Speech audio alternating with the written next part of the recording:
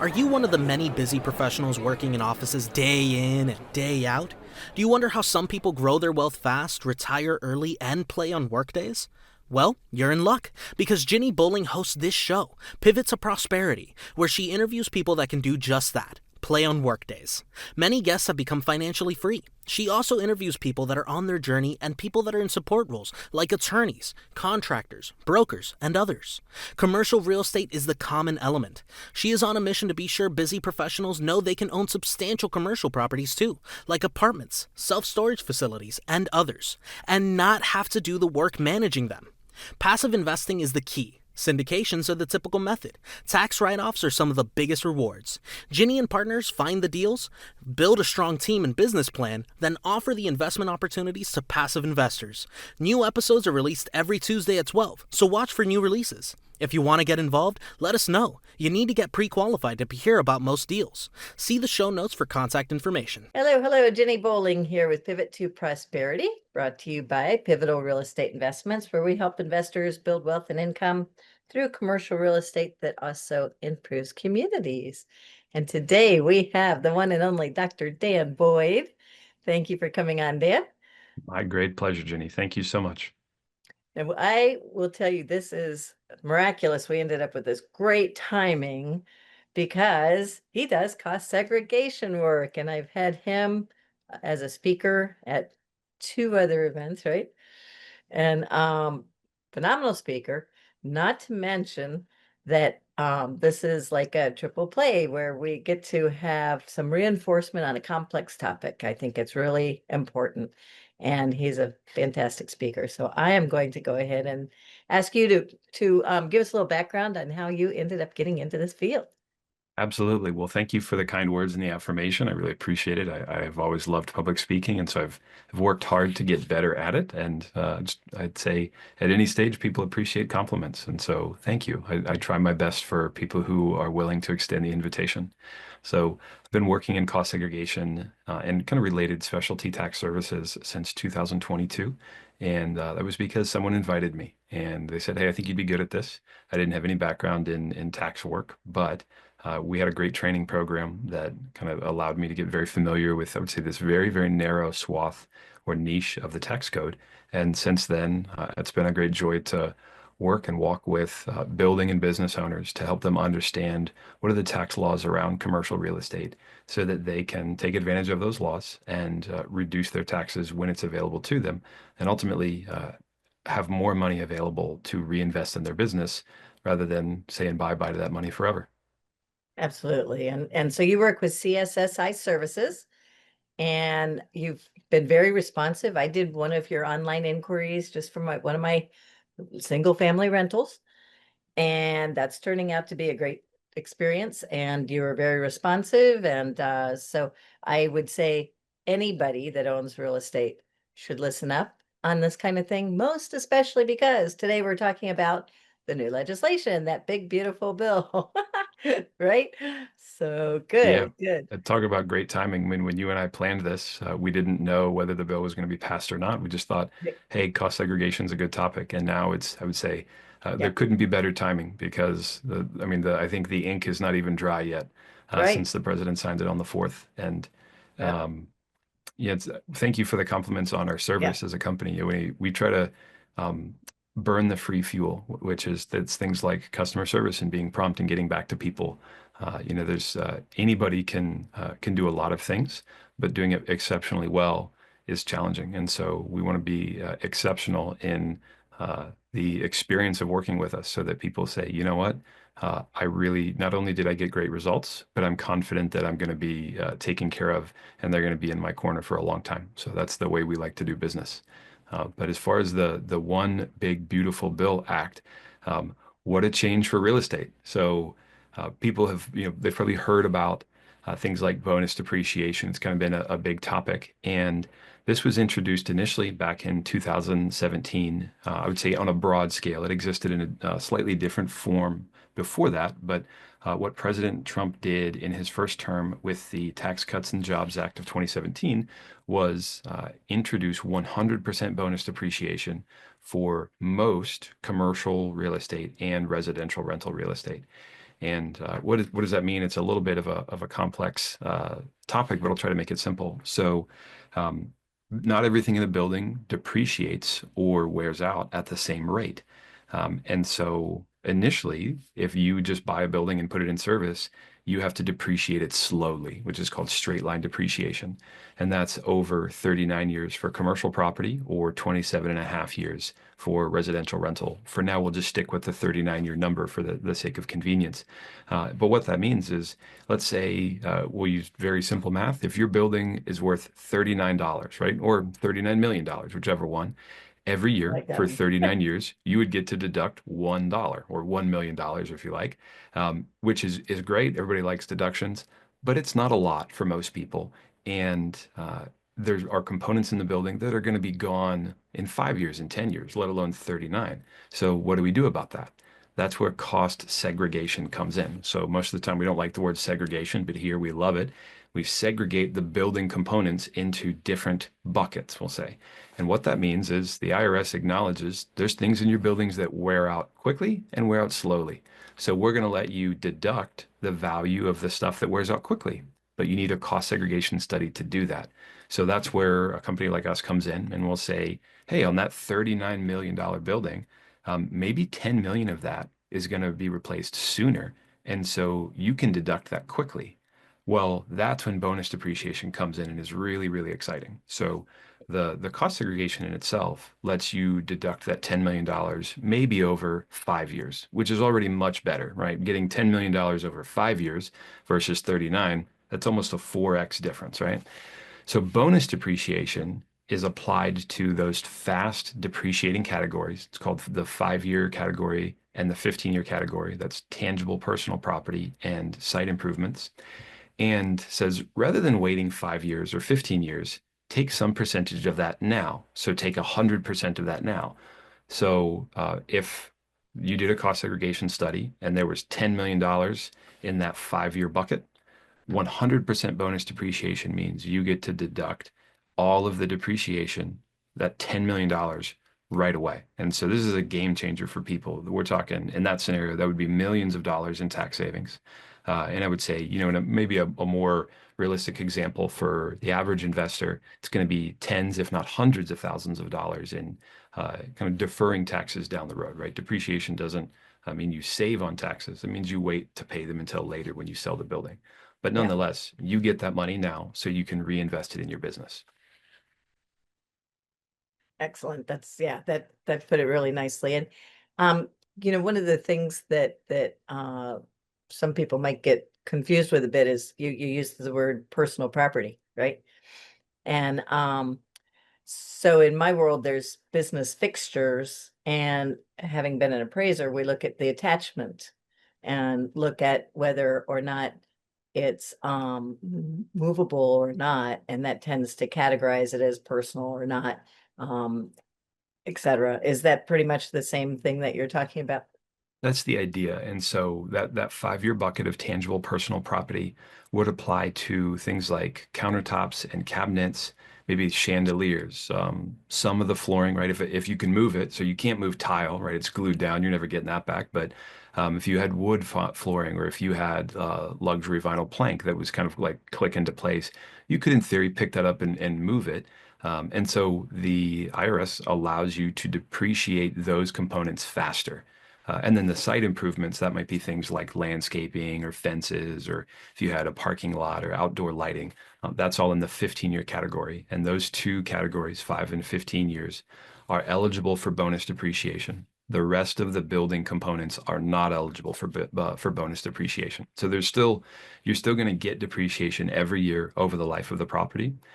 It might just be 20% less every year because you're taking 39 years and then 20% off of each of those years and pushing it to the front so that you can get that money now rather than waiting decades, literally decades to get that tax savings.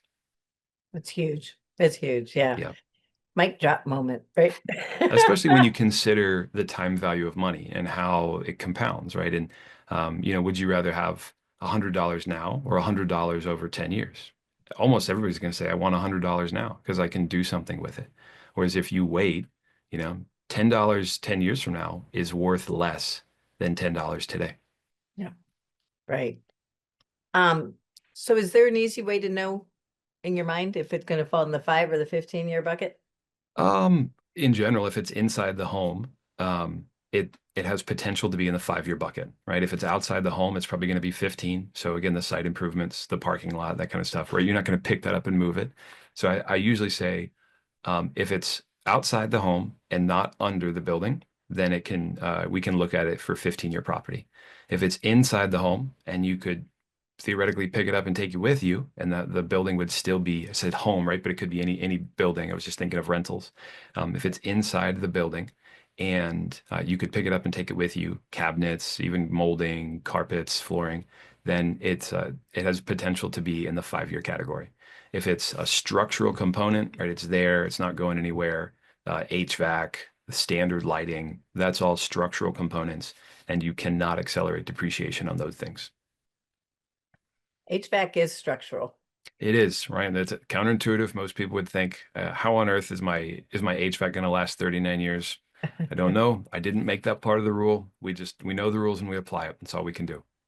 All right, all right, okay. Generally works for electric and plumbing. We've had materials issues with that, but plumbing is long-term, right? Some of it, specialty plumbing, can be in the 5-year Mm. category. Specialty electrical can be in the 5-year category. Yeah. So, and it's kind of it depends, right? But that's where, knowing both the kind of the case law in this scenario, what the IRS has decided in the past, and knowing buildings and construction is what allows us to be very precise with this, so that we create outstanding studies that are durable under IRS scrutiny. And we want to make sure our clients stay compliant and maximize deductions, and we're very good at that. Would you say that's the number one biggest thing in the big beautiful bill?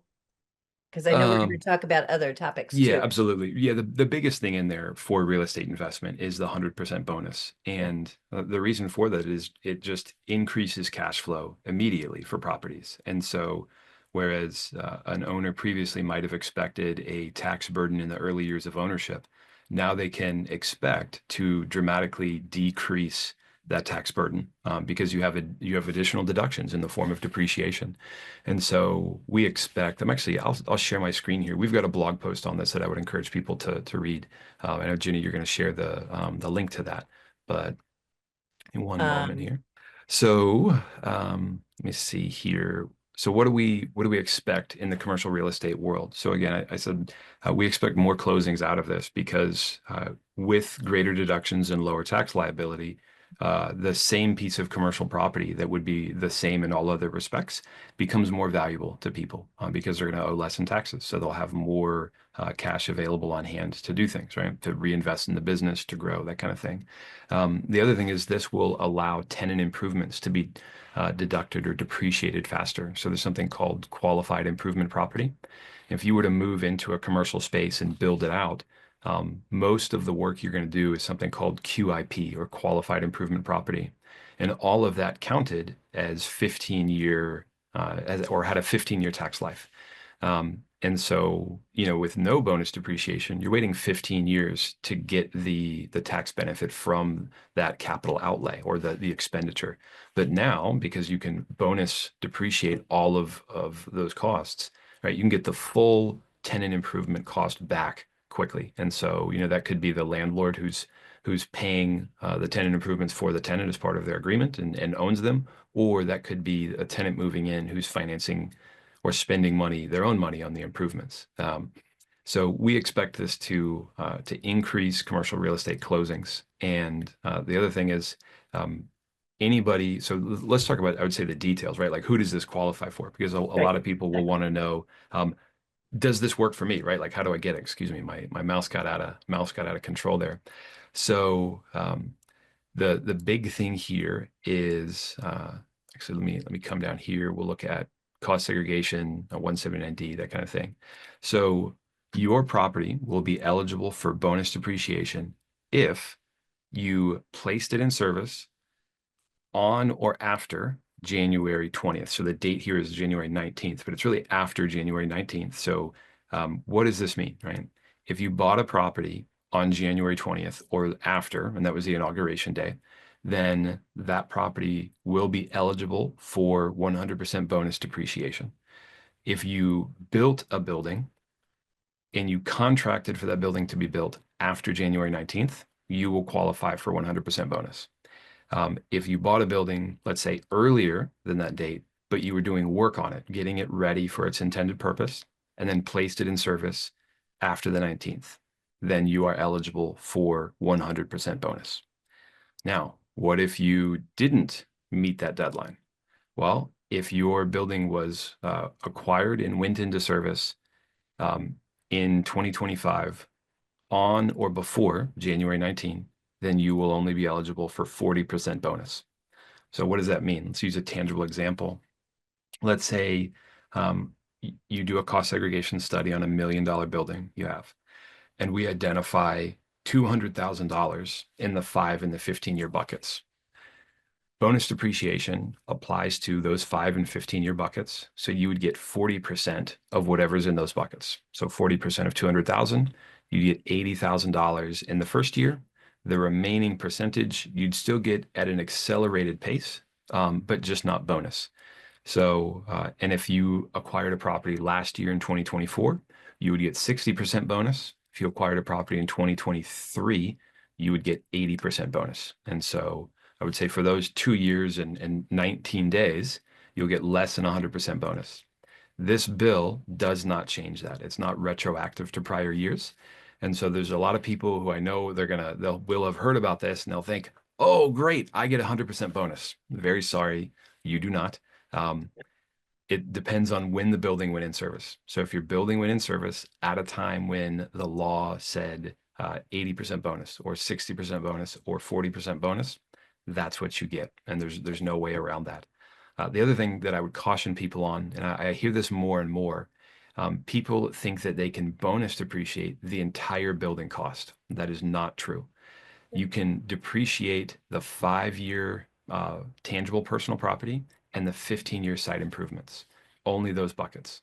Bonus depreciation does not apply to the structural components of the property, which either has a tax life of 27 and a half years or 39 years. So if you own, let's say, a retail strip, you can probably, you bought it this year, right? You can bonus depreciate the parking lot and the lights and some security cameras and maybe landscaping and fencing.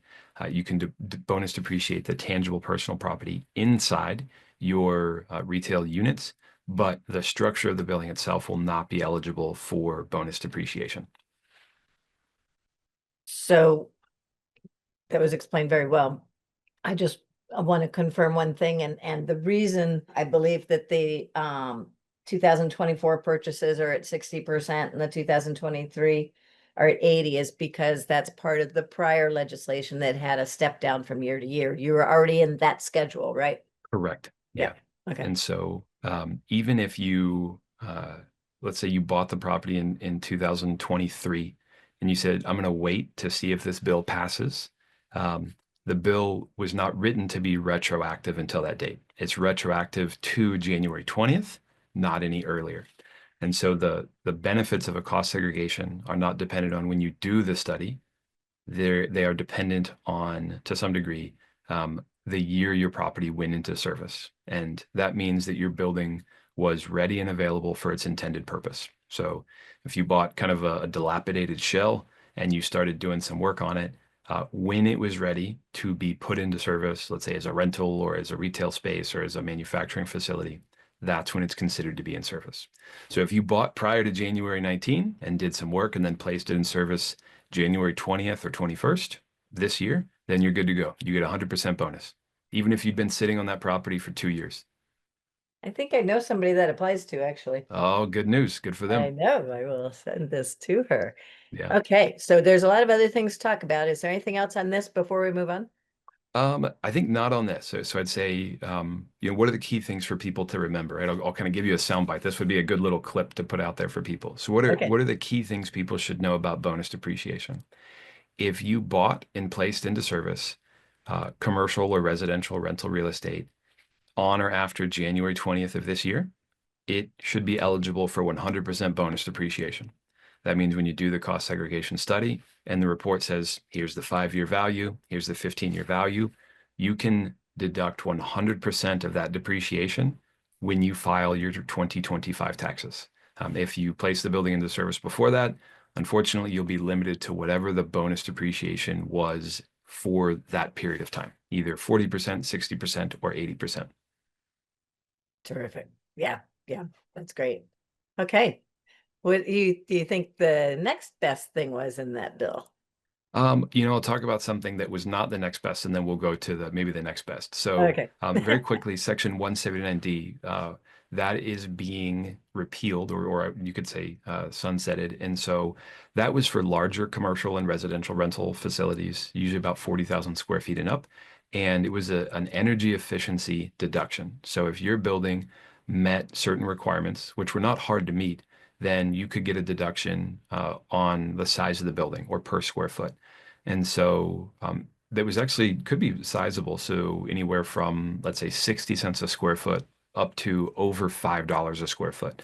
So if you had a 100,000 square foot warehouse, for instance, that might qualify for a $500,000 plus deduction. So 179D is going away 12 months from when the bill was signed. So what that means is you have basically at this point 12 months to build or improve a building and qualify for 179D. Any buildings that construction starts in the next 12 months are eligible. After that, let's say, I think it'll be July 4, 2026, 179D will be gone. Now, does this mean that if you built or improved your building in the past 10 years, you're not eligible? No. The deduction is still eligible for people who, uh, I guess, say, were eligible before the bill. So that's not going away, but it's simply moving forward. This is not going to be an additional opportunity for people. So, say for people who built or renovated a large commercial space or residential rental 4 floors and up, this is an opportunity available to you. You could, again, on the lower side, it would be 60 cents a square foot, but there's quite a bit of upside, and I would say likely you could get perhaps $1.60 a square foot on up to $5 a square foot. And that's also great for architectural and design firms. If you did the building drawings, then for a nonprofit like a government or a church, they can assign the deduction to you. And so those firms can get the deduction even though they don't own the real estate. They did the work. The building owner itself can't take advantage of it because they don't pay taxes. And so the deduction can be assigned to the design firm. Wow. My So goodness. yeah, That is like, it's kind of neat. has that ever been done? Something Oh like, yeah, we do a lot of those. really? Yeah, absolutely. So, you think every large school, those are hundreds of thousands of square feet. Those might be 2 or 300,000 square feet. And, even if it's a renovation, right, like a roof replacement, and HVAC, now all of those replacements are going to be with newer materials that are going to be made with kind of stricter specifications. And so almost by default, renovated buildings and new construction those things are going to meet the requirements of this bill for energy efficiency. And so there's a lot of opportunity out there for architectural and engineering design firms. Again, it's got to be the company that did the design work for those properties. It can't just be the GC who went in and installed the roof unless they did the design work in-house. The Very other interesting. thing, I'll probably highlight this very briefly and then stop the screen share. So the R&D tax credit is, I would say, being fixed. So this has been around for a while, but in I think 2023 there was some changes to the law that made it less beneficial. And the United States incentivizes companies to do research and development in-house. Now, your audience might be hearing this and say, I'm not an engineering firm, I'm not a lab, I'm not doing this type of thing. But there's very broad application. It applies to fashion, it applies to food science, it applies to manufacturing. So if you are trying to improve a process, a product, or a method, then your company could be eligible for these credits.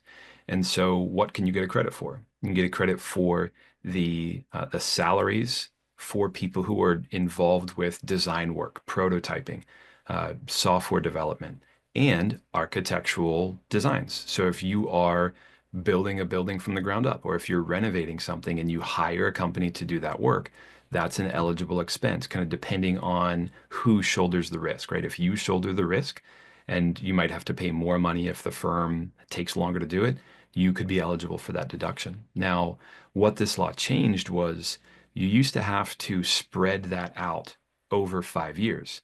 So you couldn't take all of the expenses in year one. You had to spread them out over 5 years. And so initially, people were not getting a big benefit because they lost a full year's worth of deductions unless they were willing to space that out over 5 years. So the big beautiful bill got rid of that amortization clause. And so now R&D credits do not have to be amortized or spread out, which means you can deduct eligible expenses in this immediate year. And again, those are things like salaries and materials and components. So again, if you hired an architectural firm or an engineering firm to do design work for you, you can potentially get an R&D credit for doing that work. We have to talk offline about a couple things on that. Sure That's thing. pretty interesting. I don't think it's going to apply necessarily to Joe Schmo, but okay, You never great. know. All right. It's good for general knowledge, right? You never know when you're going to end up doing something like that. Yes, yes, yes. So what's the next one?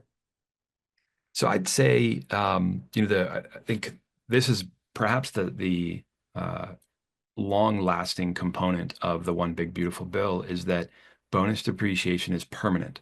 So previously, when it was introduced in 2017, it had that sunset clause built in, which means for 5 years you got 100% bonus, and then every year it reduced by 20%. And so that's why in 2023 it was 80%, and then 60%, and then 40%. So in 2 years it would have been completely gone. This bill, as we understand it, makes bonus depreciation on 5 and 15-year costs permanent. So this will not expire in 5 years. So people can get 100% bonus on buildings they buy now, next year, and if there's no changes to the law, in 6, 7, 10, 20 years. And this is the motivation here was to speed up the market, right? It's to get people to buy more real estate, to acquire things, to do business, to get that money rather than initially sending it back to the IRS in the form of taxes to reinvest it and hopefully grow more capital, put it out there into the marketplace more so that people have more, they're spending more, hopefully they're earning more. And the idea was, right, and some people may have strong ideas on this, and I'm not trying to comment on that, but the idea was to increase activity in the commercial real estate space. And so we're confident it will do that. Whether it leads to different tax revenue outcomes, it will be different, that's for sure. I don't have the expertise to comment on how it will do that, but I'll just say we know it will change it. Hopefully, it's beneficial for our country in the long run. But for commercial real estate investors and residential real estate investors, uh, bonus depreciation is now permanent for you. So here's an aside. Do you think that that can be so effective that it's going to spur some of the languishing office market? We'll see. If this makes more deals pencil out, then it could do that. Um, that'll probably be a multifactorial change, right? Like if we see a turnaround in office real estate, it won't just be because of bonus, right? We'd probably have to see a change in interest rates, and we'd probably have to see a change in employee behavior, a Behavior. willingness to return to the office. And Yeah. so bonus alone, that is not a big enough lever to lift that heavy object, but maybe some other things can contribute to cause a turnaround there.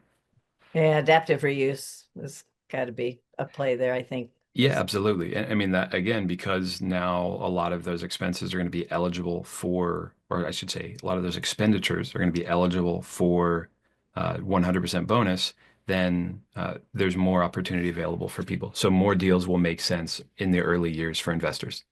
Yeah, I think so. I think so. That's great. Okay. What's the next one? I think that as far as the One Big Beautiful Bill goes for commercial real estate, that's really, I'd say that's it. This is momentous for people because this lowers the building value at which cost segregation makes sense. Before Trump introduced this in 2017, the ROI on the margin for a building that was worth less than $1 million was pretty slim.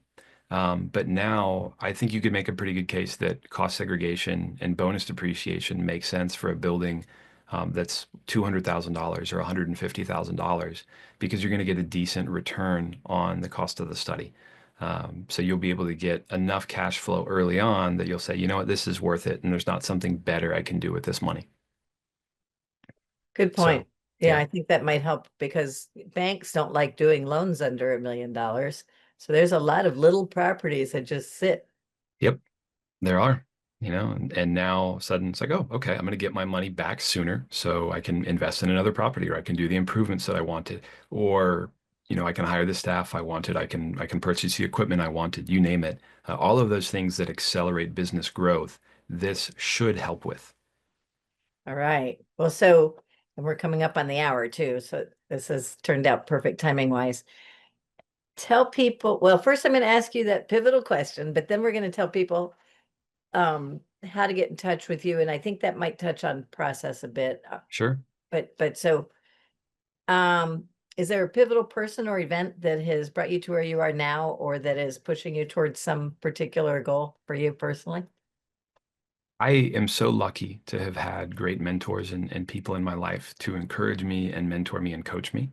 And it's hard to pick one, but I would say I'd probably point to the gentleman who invited me into cost segregation in the first place, Warren Dazio, who's our executive VP. He and I had a good relationship before I came and worked for this company.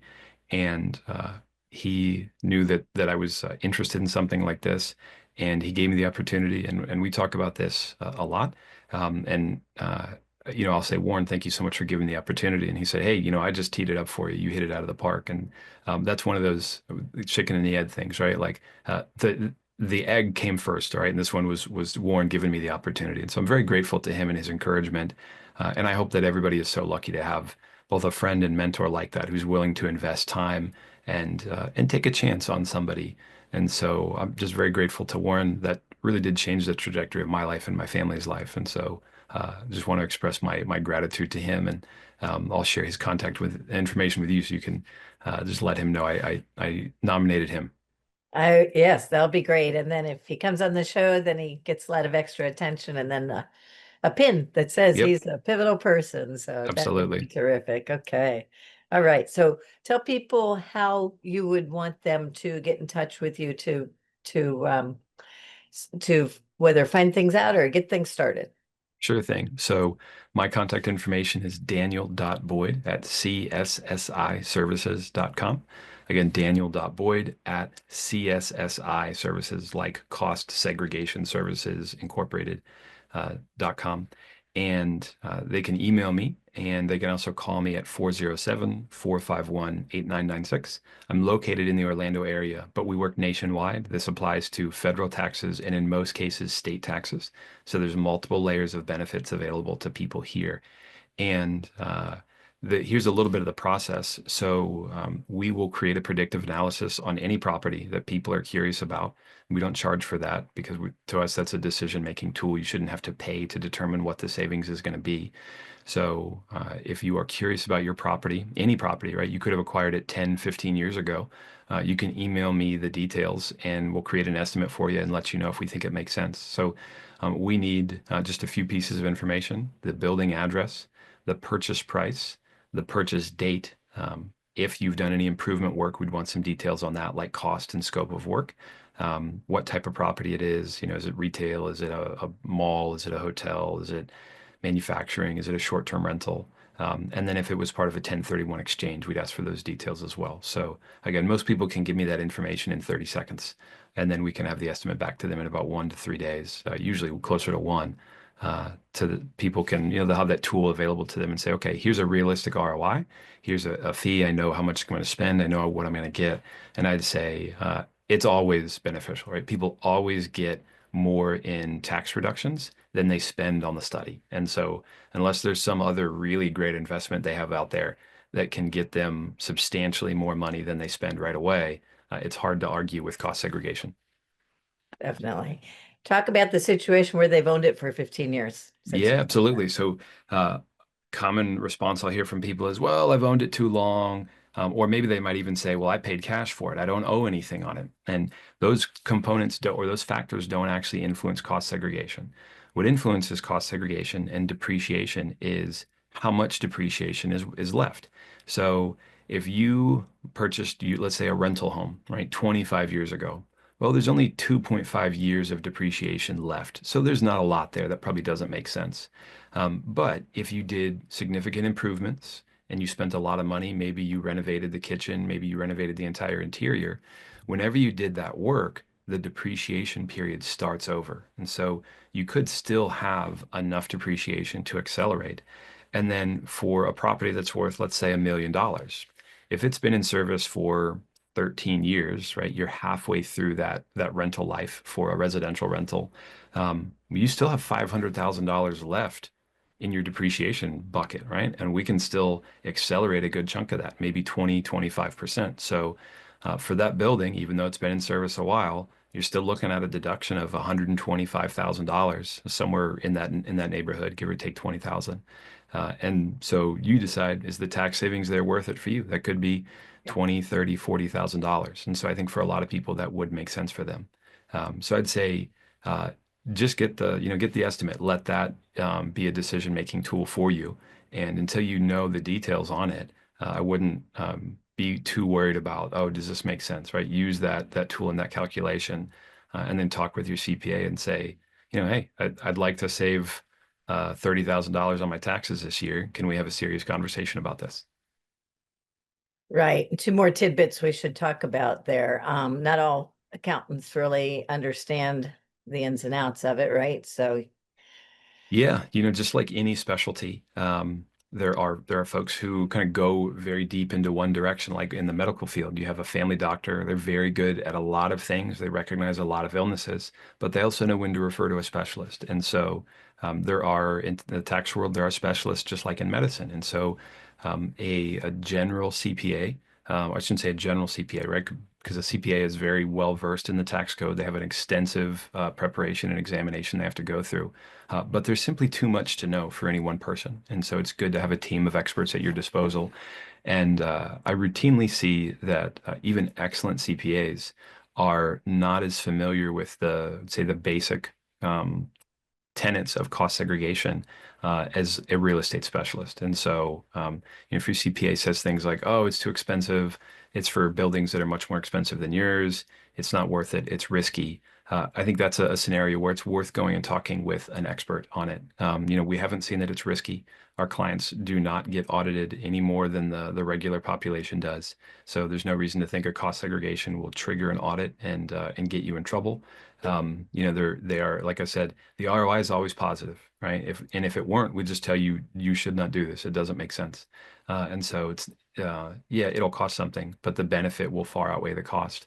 They're not too burdensome. They don't take forever. We can do them as quickly as 2 weeks.